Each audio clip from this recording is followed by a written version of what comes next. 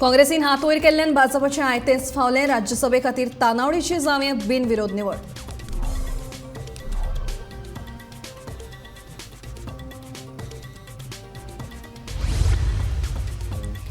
राज्यसभा वेंचणुकी वेल्यान काँग्रेसी मदीं संभ्रम, उमेदवार दवरचो की ना अजूनय जालो ना निर्णय।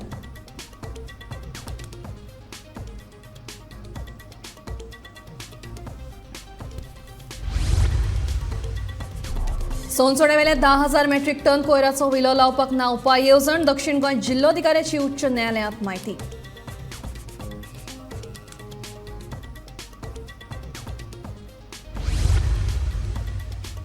जयेश चोडणकर मरण प्रकरणात दुबावित आड खुनाचो गुन्यांव, पोरणे गोंय पुलिशेचो निर्णय।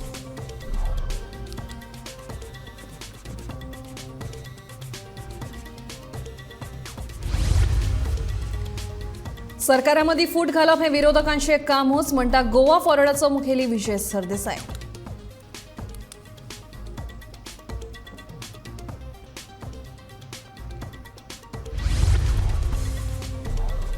आनी कांसावले चिरे खणींत बुडून विद्यार्थ्याक आयलें मरण, दोगा इश्टां वांगडा खणीचेर गेल्लो पेंवपाक।